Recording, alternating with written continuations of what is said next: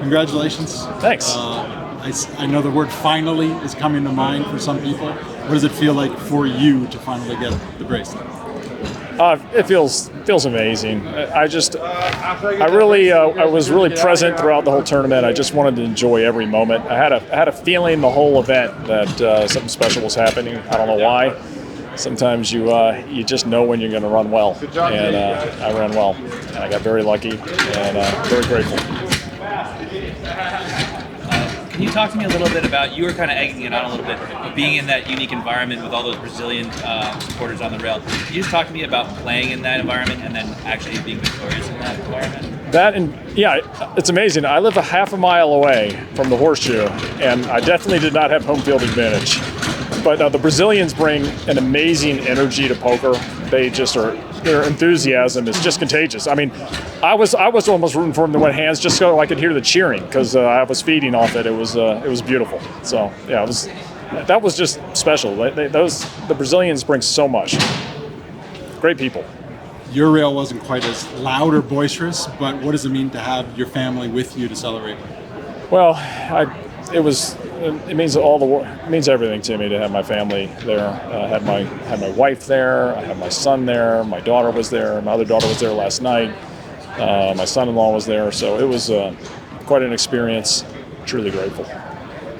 We're used to seeing you play, obviously, high rolls, much higher buy-ins. Here you are in the 2,500, and that's the one you take down. Does it? Yeah, I wasn't even supposed to play it. I didn't even have it on my schedule, and I literally just said, and I was going to rest this weekend and just late reg the main.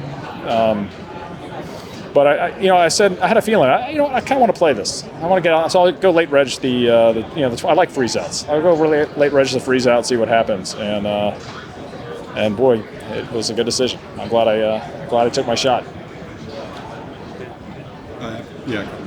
Just coming into today, 3rd of 4 in chips after the late night last night. Did your strategy shift at all? Did you make some adjustments? Well, the Brazilian player, I thought he was playing very well and very aggressive.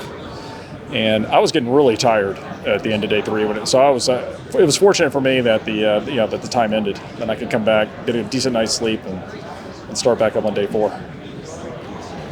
Looking back to your closest call at the World Series prior to this, 2013, you got heads up.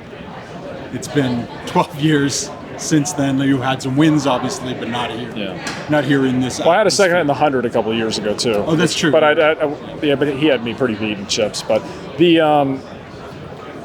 that one was particularly painful against David Katai. I had about 90% of the chips were in play on one hand. I had kings versus jacks, and he spiked a jack to end my. I could have got the monkey off my back 12 years ago. That would have been nice, but. And obviously, it makes it even sweeter having to wait this long. And obviously, you have hands in your mind from different tournaments that you've played. Is pocket threes now going to enter that lore for you? No, I'm just glad. I was just thankful that he didn't have a pair when he called me. I think I like it.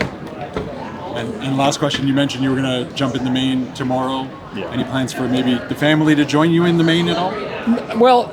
Yeah, if I make a deep run, I'm sure they'll come by. But I decided this year to shake it up a little bit. I decided to skip day 1, just kind of conserve my energy, and just coming with 75 bigs on day 2 seemed like the right move for me. I won't be that emotionally invested in it, so I can I want to just play it loose and just have fun.